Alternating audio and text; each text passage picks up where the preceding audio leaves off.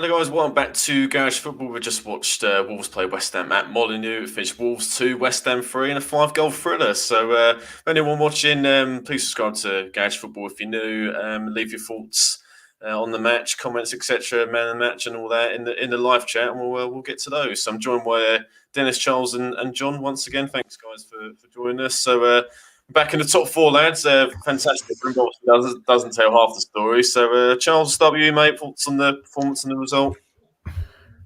Yeah, I mean, sums up what what being a West Ham fan is like, really. Don't have it easy, do we? And pretty much a repeat of the last game, except with a much better result in the end. First half, pretty much sensational counter-attacking work from us, and obviously that goal just before half time. We knew where, as Dennis said just before we got on, oh shit, here we go again. But I think Moyes was very, very much reluctant to have that happen again, and we just managed to nick it in the end. But yeah, I'm feeling a lot happier than after the Arsenal game, that's for sure. Yeah, here, mate. Dennis, thoughts, mate? Pretty much similar, mate. Relieved. I know you're going to say, oh, BS, you would say that, but I did several times during the game want to be, no, I think we're going to be all right. No, I think we're actually going to be all right this time. But I didn't want to say it and then become a meme. Yeah. When we draw a loss. Commit to it. It was when Neves had that free kick and it was saved, and that was at 3-1. I was like, nah, I think we're going to be all right. Then it went to 3-2, and I was a bit like, but shield up for Big Bang Theory. Yeah, my only frustration is the serious of Antonio's injury. He went straight down the tunnel, Antonio has been known, Charles, you pointed out, he's been known to play on with knocks. That's not a knock for me. If he is out, if it's a hamstring, I don't know how sustainable it is playing with either Lingard or Bowen up top. Even if Yarmolenko is back in training, is he match fit? And even then, again, I want to emphasize I rate Yarmolenko to an extent, but on his own up top, not the best. Not in this system. Having said that, though, mate, before Lingard was holding his hamstring just before the final whistle went, and that's what I was about to come on to. Is that I'm hoping that's cramp. I'm hoping, But if we lose both of them, we can say good night, or as I like to say, nights. Good night, Vienna. Any hope? Yeah, don't cry for me, Argentina. Yeah, we can sayonara if you want to put another language in there. Bilingual channel. Multilingual channel. Say Toziens, we have some Dutch in there as well while we're at it. But yeah, I mean, again, lack of investment in January is seriously going to bite us. Like, seriously, if both of them are out for prolonged, if they're out for one game and we get hammered by Leicester, so be it. But if they're out for more than one game, then we are in a world of trouble. I do worry. Yeah, fair point, mate. Before we get into the first half and the goals, etc., I mean, just quickly, John, on your thoughts on obviously the performance and the result. Ambivalent on that. Really, really ambivalent. Very, very angry, yet very happy at the same point. It's just the fact. It's like Charles and Dennis have literally just said. Echoes of the last game. This doing my channel watch along. I said right from the start of the second half, it felt weird. It felt strange straight away. You knew something was coming. Yeah, absolutely. Yeah, I mean, Gary Neville said it before, and he thought it'd be a sort of a cagey affair. And to be honest, I agreed totally with that.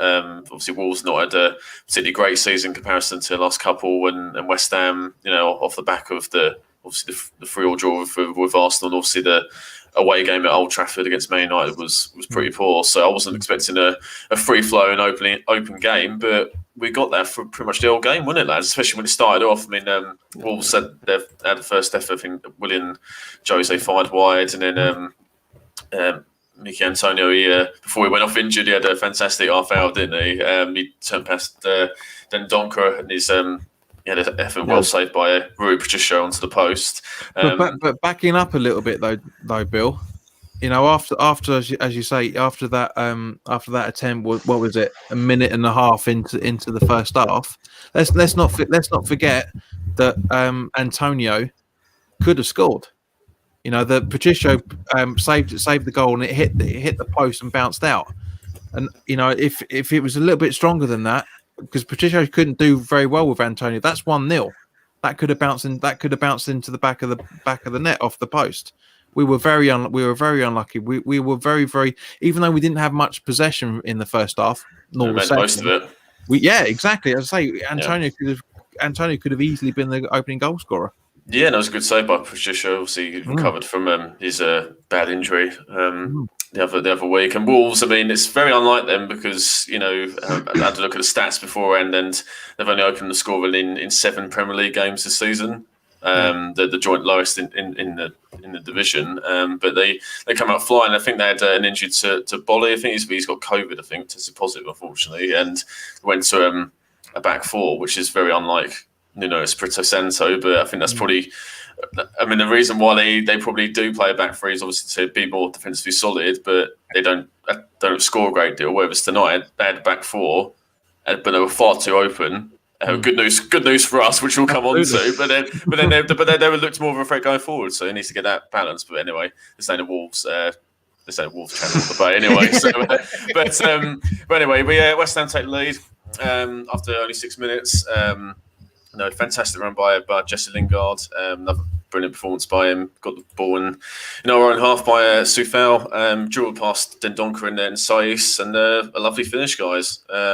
Again, questionable defending, but amazing run by Lingard. It was unreal. He ran for what, 20 yards?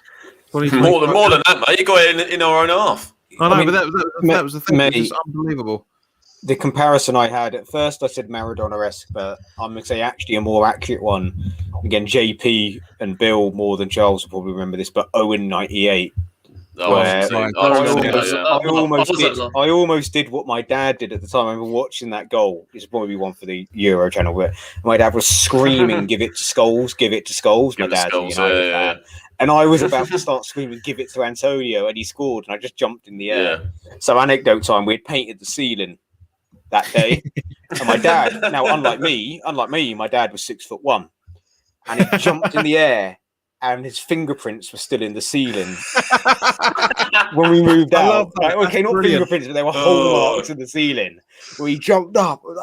Because my dad was like, "I hate Liverpool, but I love Michael Owen," was my dad's mantra. Like, but yeah, so I had that. Yeah, so that's the actual moment of Lingard, because I was about you go watch the watch along again. I'm about to go.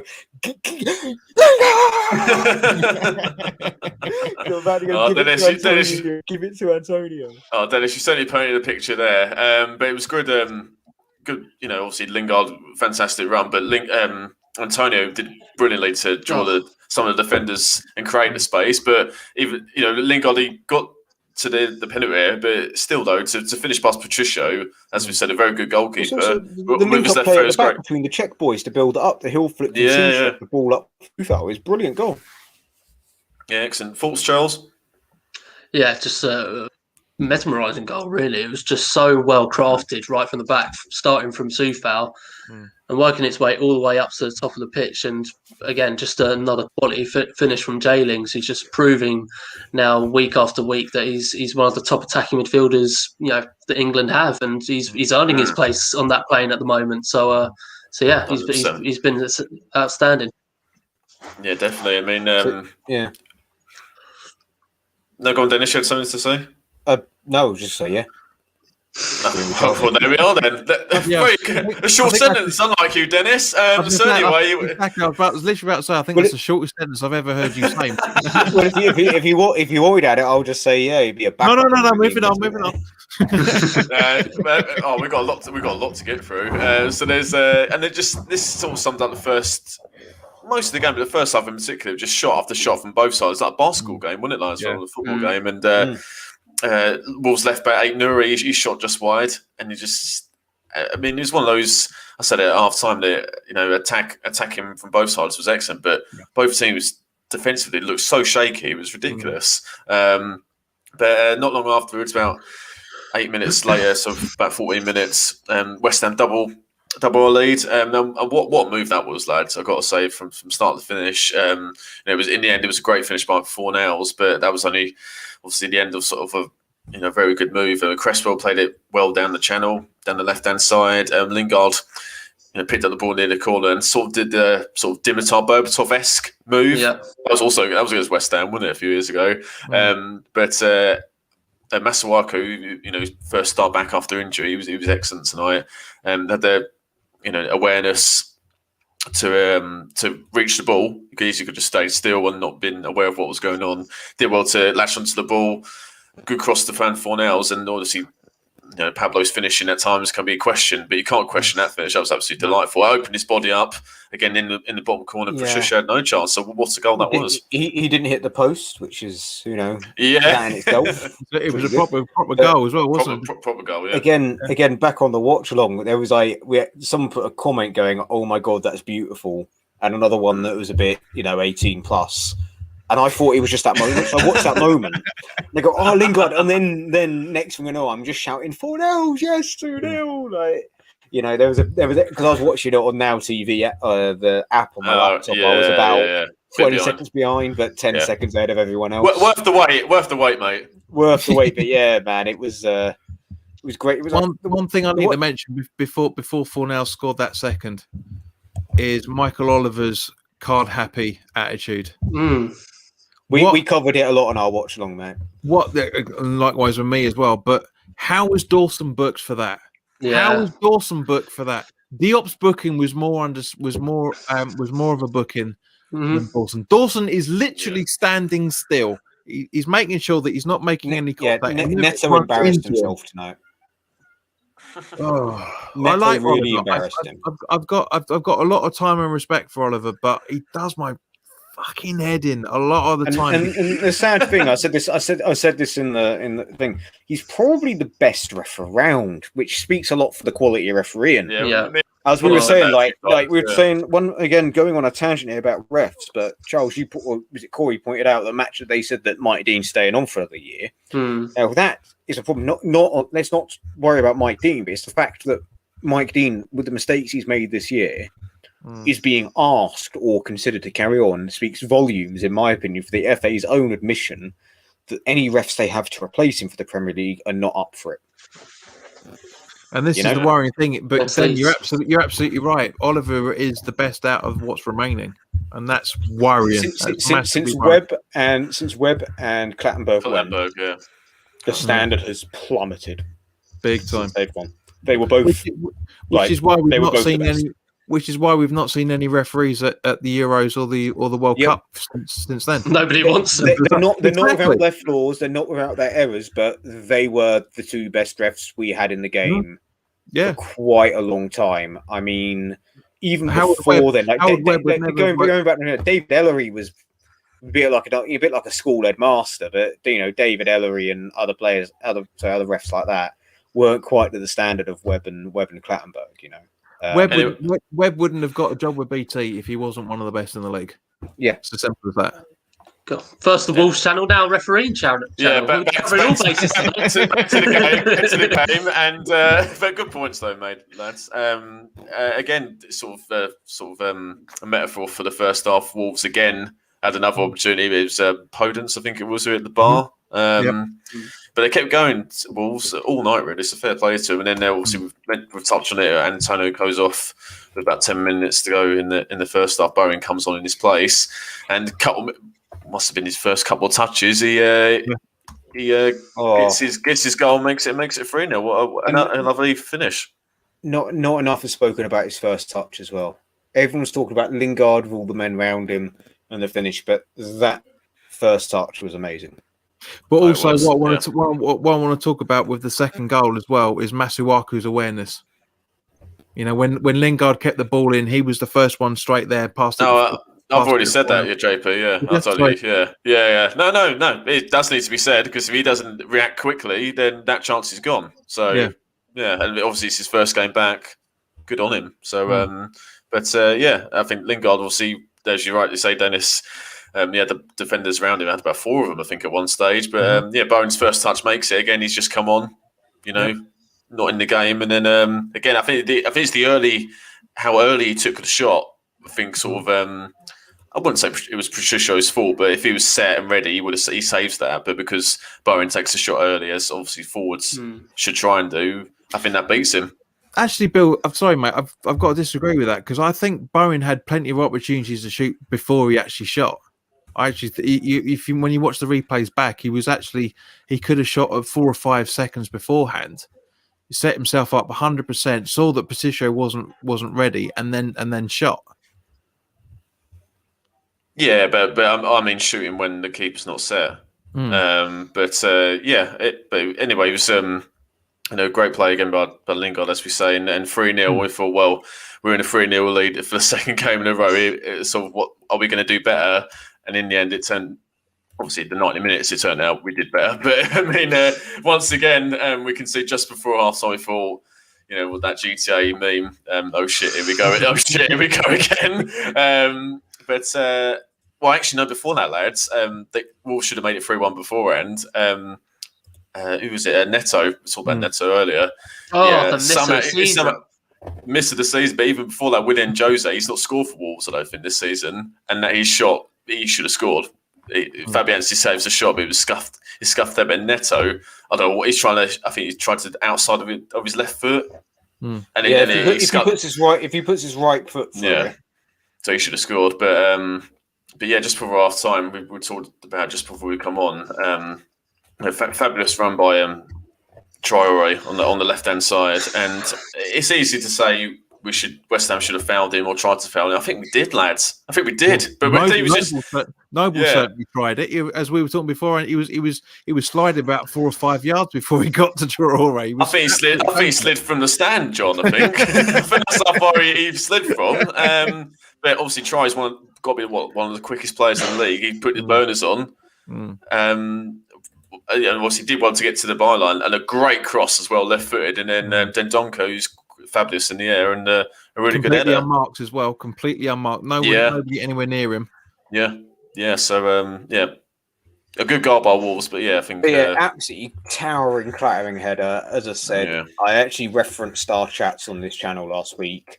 I said, as I'd say to Bill on the England game, for me, it's one of them, Clive. Channeling Andy Townsend. Andy Townsend. It's just one of them. One of them, nothing could really stop that. Traoré wanted it more. I don't think the defenders closing down Traoré could have done any more without being superhuman or different players. I think Diop didn't cover himself with glory, but again, I don't know an awful lot could have been done about that header. It's just a goal you concede. It's like the equaliser against Arsenal. It's a goal you always concede. You can sit there and obsess over it, or you can accept it. Yeah, and I think as John rightly says, Noble tries to foul Traoré, as you should do, like get one of those cynical fouls like Man City Fernandinho does all the time. Get a yellow, see you later. Do you know what I mean? But obviously too quick for him. So you just have to applaud the goal at times. Yeah, I think Soufal maybe didn't have his best game today against Traoré, which is obviously a tricky player to go up against. But there was, I think, obviously Noble had the missed tackle, but Soufal also had kind of a bit of a wussy effort at getting the ball, and then Traoré just sort of whipped it in, and the rest is history. But maybe not Soufal's best game. I thought he was all right today. I didn't think he was exceptional. I didn't think he was terrible. But I think Traoré is always going to be a tricky customer for any defender, really. Yeah, well, he's been off form this season compared to last season, Traoré. So good play by him. And as I say, Dendonko is obviously brilliant in the air and stuck it right in the corner. So Fabianski had no chance. And once again, that's for the second game in a row. We're 3-1 up at half time after going 3-0 up. So obviously at half time, obviously happy we're in the lead. But what did you think it's going to be the same again as the last game against Arsenal? What was you all thinking? Yes. No, yes, move on.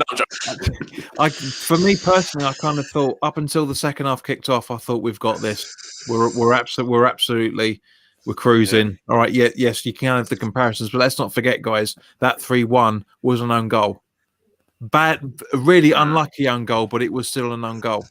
Yeah. You know, but at the same time, as once the second half kicked off, 2 or 3 minutes in, felt very strange. Felt very, very strange.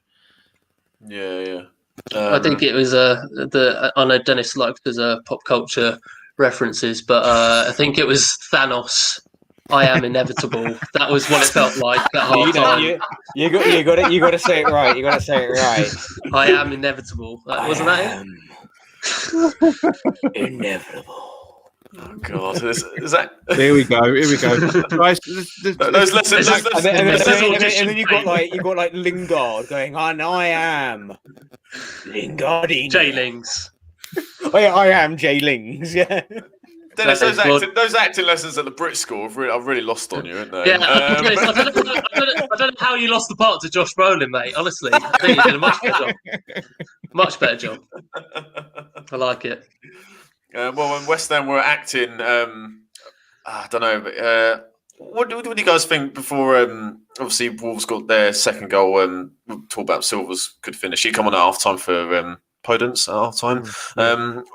I feel we're slightly different than the Arsenal one because I think Wolves, as much as they had a lot of the ball, it wasn't. I don't think it was wave after wave of a lot of shots compared to Arsenal. It was just, as you guys said, it was inevitable before Arsenal get the second and the third. Whereas tonight, it wasn't quite the same. But again, I think that's something for us to work on. It's just a little bit of better ball retention. Yeah, I think, like you say, Bill, I think it wasn't as I think Arsenal dominated that second half against us, absolutely dominated. Yeah.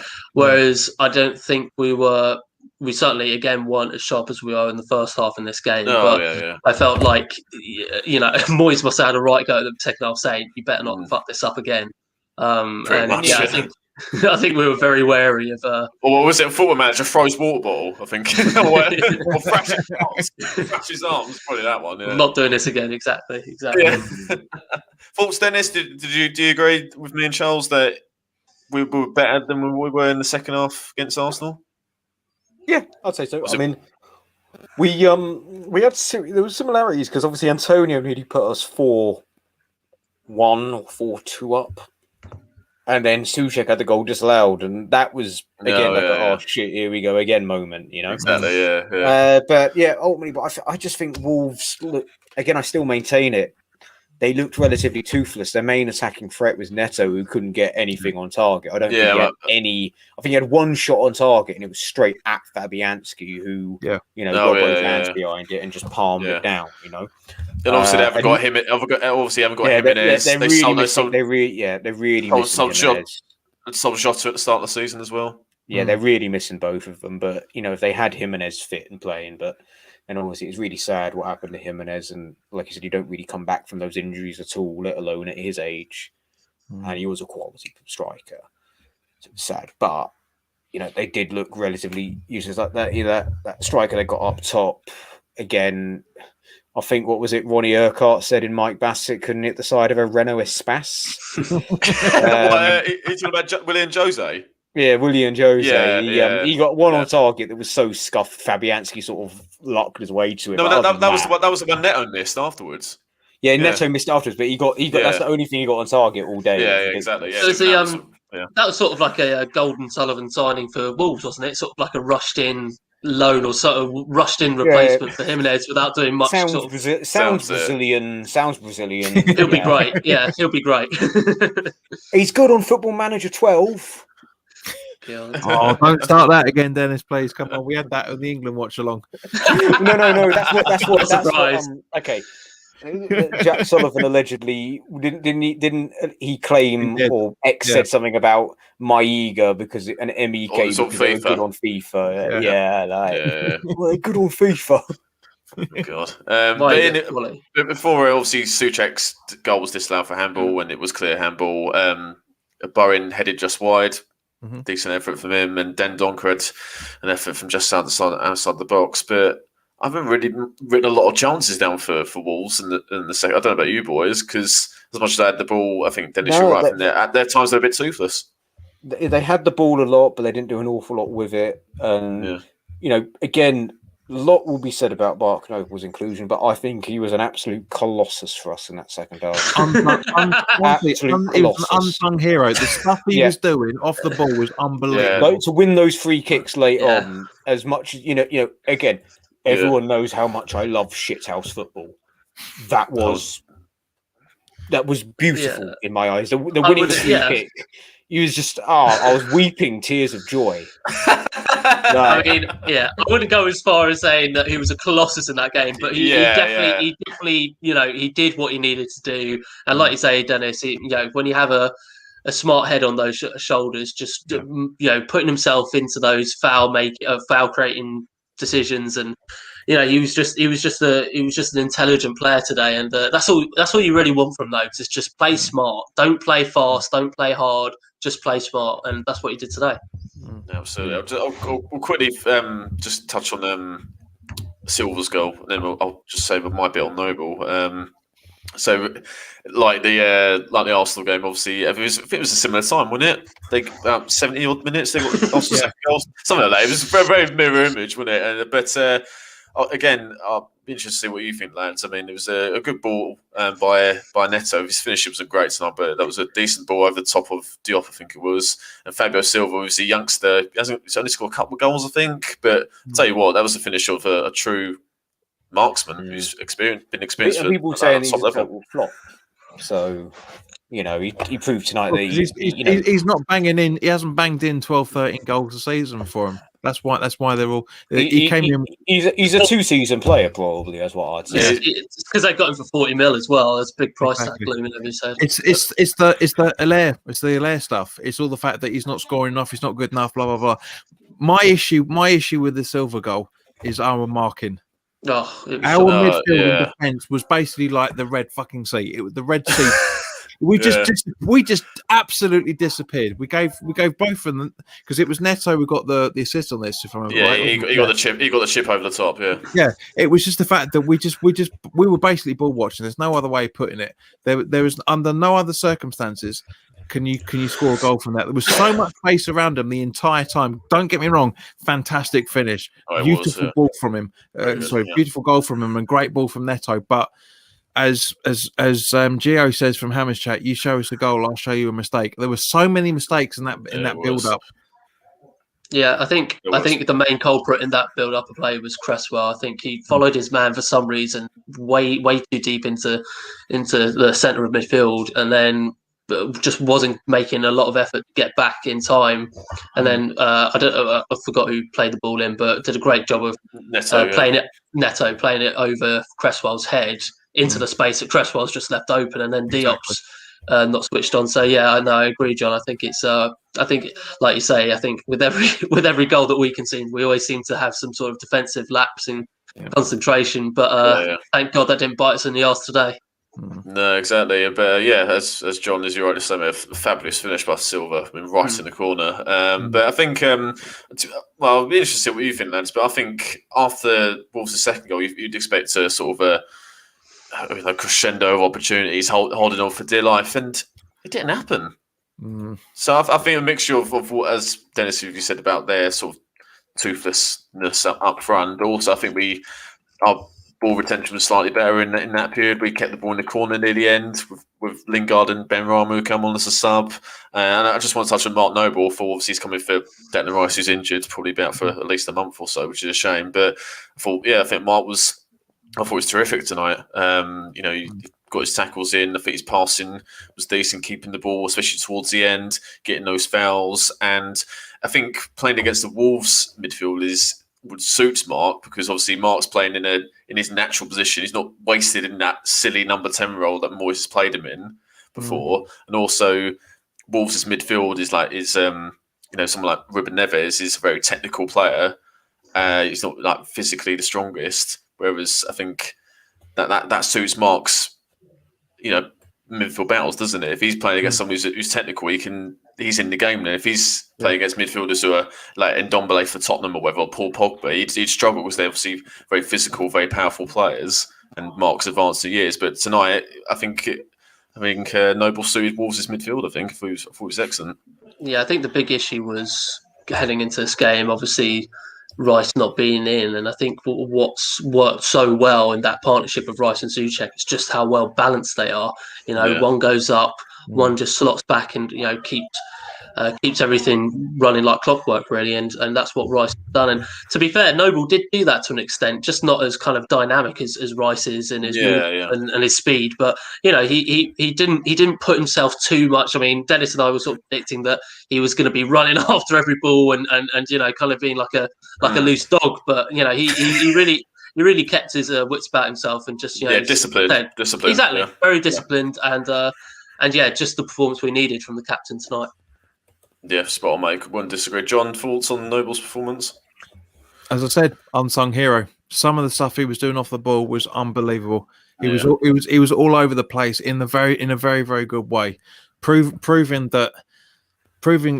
a lot of us to a degree that he's okay. Right, he's retiring at the end of next season, and and a lot of us have criticised him over the last few years, saying his legs have gone, etc., etc. But you rest him for a few games, and you get the lethal Noble we've known about for the last 7 or 8 years. He was very, very good. But one thing I want to ask you guys on this actually was Masuaku coming off and Johnson coming on. Now Johnson looked very, very confident on the ball from what he was doing. But I think that kind of swayed it in Wolves' favour, because Masuaku was causing them a lot of problems. What do you guys reckon? Yeah, I agree, JP. But I think because it's his first game back, that's why Fornals went off as well. If it was Masuaku, if he was playing a few games in a row, he would have stayed on. But I think Moyes had we got 70 minutes, was it, something like that? I think he had a number in mind. Yeah, so I think obviously, if he was fully fit, I think he's played one game for the under 23s. I think it was. So he played with Yarmolenko, didn't he? So. Yeah. So if he was fully fit, he would have played the full 9. But as you say, mate, I think Johnson was impressive. I think the bigger question is, John, why the hell are we bringing on Ben Rama when we're trying to of all the times to bring on Ben Rama, you're like, that's like screaming, bring Ben Rama on, and then last game 3-3 Arsenal. He's Moyes' scapegoat. I'm telling you, he's Moyes' scapegoat. He wanted to bring Ben Rama on, and then us concede and go, well, I brought Ben Rama on. What do you want me to do? I'd rather bring on Stephen Pinner. Pinner, Jesus, that's so random. No, you are.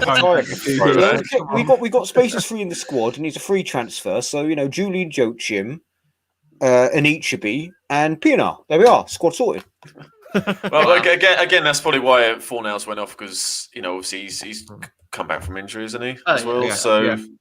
But again, I thought Ben Rama, I think he did what he needed to. He kept the ball in the corner with Lingard and gave us some sort of outlet. But no, it wasn't his game tonight. But I think he did what he could. Yeah. At the same point, though, Bill, and not to wax lyrical about what a lot of us were talking about last season. Yeah. Ben Rama, as we were talking about with the England substitutions as well for the where was it? The Poland game, aka none. Yeah. I personally, I would have bought on Ben Rama a lot earlier than when he came on. Oh yeah, definitely. Yeah, that's a fair point. Yeah. I just didn't get the sort of the last 10 minutes trying to park the bus and you bring Ben Rama on, but like you say, Bill, he did what he needed to do when he came on and did it well. So fair enough. Yeah, and I thought our game management was so much better in the last 10. As I say, since Wolves' second goal, they had a couple of pot shots. I wouldn't say any gilt-edged chances whatsoever. As I said, I didn't make any notes of their chances after their second goal. And I thought our game management was so much better. We got those niggly fouls, like I say, Noble was getting in midfield, those little short-range passes near the touchline, keeping the ball for a few more seconds, pushing a little bit higher up the pitch as well. And as I mentioned earlier, Lingard and Ben Rama keeping the ball well in the corner, getting through throws, corners for. I mean, must have been up there for about 2-3 minutes, which doesn't sound a lot, but when you got 10 minutes to go, obviously it's quite a lot. So, I thought our game management was a heck of a lot better than against Arsenal. But obviously, Arsenal got much better players in the forward areas. I mean, and not not to dig out Wolves in any shape or form, but they had 20 shots and 5 on target, and they scored 2 goals. We had 9 shots and 6 on target, and we scored 3. So it's from that point of view, all right. You can say that everything's balanced from that side of things, but at the same point, as great as it is, going back into fourth with a weekend coming up. Bearing in mind we're playing Leicester at home, who haven't lost away all season. They haven't lost.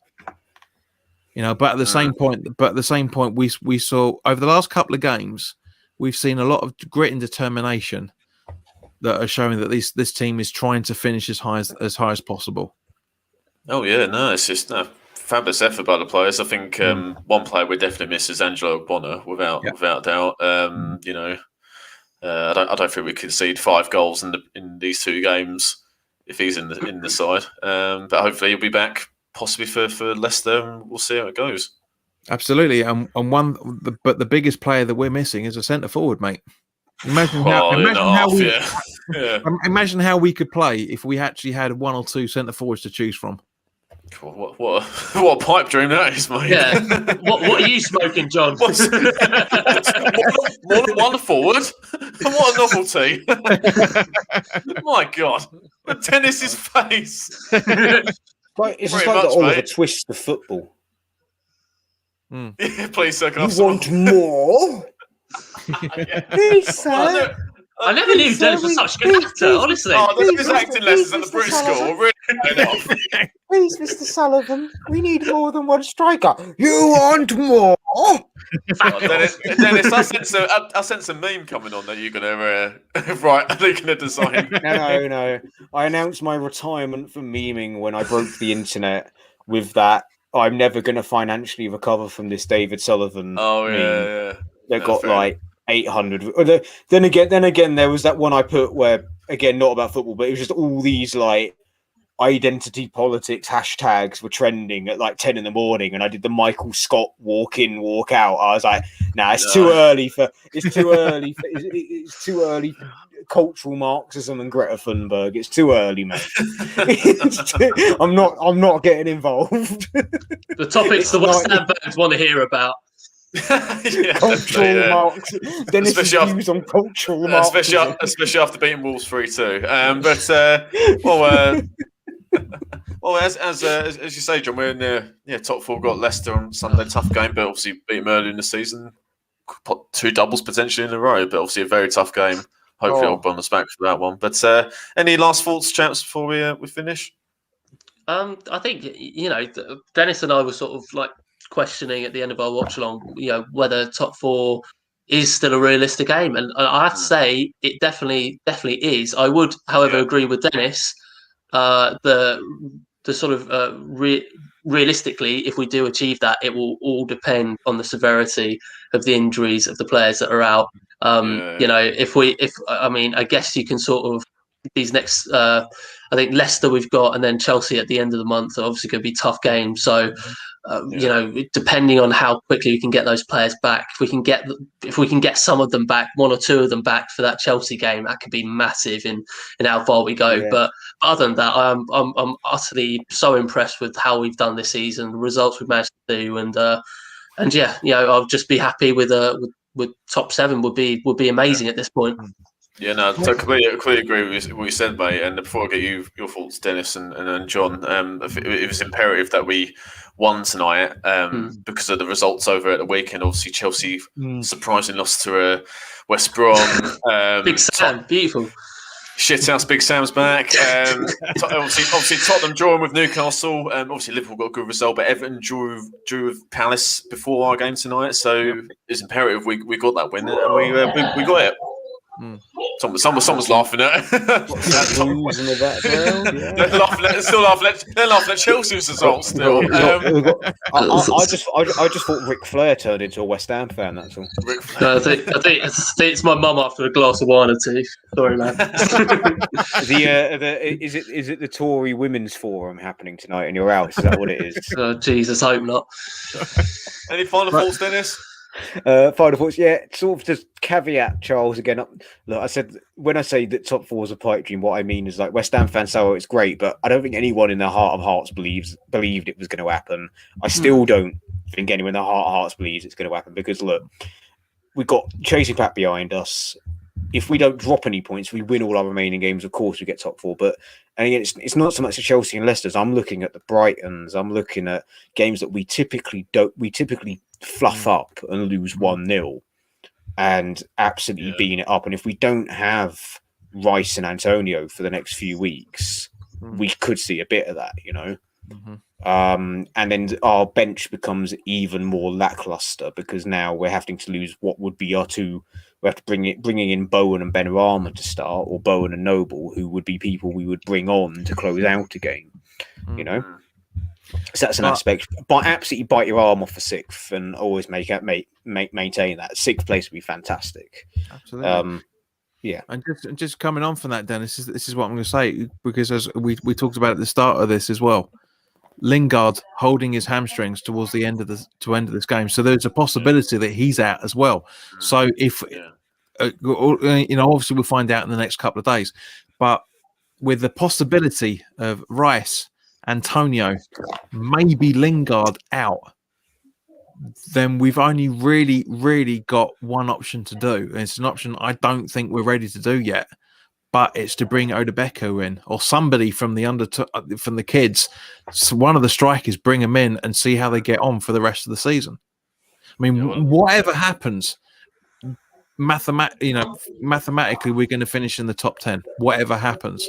So maybe is this the time of where we promote one of two or three of the youngsters to the starting 11? I mean, in properly the starting 11, not just sit them on the bench as they've been over the last few games. Start them and see how we get on with them. Because let's face it, guys, we said it right at the start of the season, and I'm sure the majority of us have said it in January as well. Our squad is paper thin at the best of times. Antonio out. Maybe Lingard. I'm hoping, as we talked about, it was just cramp because he's played for England and he's played tonight. But if it isn't cramp, we are unbelievably paper thin, and we need to start looking at the youth team after this. Yeah, I mean, yeah. Well, they should be on the bench anyway. Or they weren't tonight. They weren't tonight anyway. We could bring Nolan out of retirement. Absolutely. But Bill, Odebeko was on the bench tonight, and Coventry wasn't, which annoyed me. Coventry wasn't, which I felt was just a bit strange. Like, have him on the bench at least, even if you're not going to use him. Ever so slightly off topic, but something I pointed out, but I made the mistake of pointing out just before something dramatic happened on the watch long, is that if ever there was a management team that you would think could not handle an iPad, it was Nolan, Stuart Pearce, Moyes, and Alan Irvine. Like, you just look at the four of them and go, yeah, none of them know how to work an iPad. And yet I'm sorry, I've got to stand up for Nolan here because he's only a couple of years older than me. If I can work it, I know it's not an age thing. It's more just look at them and you're thinking, yeah, no. Like, Nolan just has a look of someone that has a flip phone, even in like 2015. He had a Samsung flip phone with his Scouse accent. All right, mate. Well, I think flip phone is a good word to finish on. So thanks, Dennis. Yeah, exactly. Thanks, Dennis, John, Charles, for joining us. Thanks everyone for watching. Subscribe to Garage Football if you're new like this video if you enjoyed it. And we'll see you in the next one. Take care.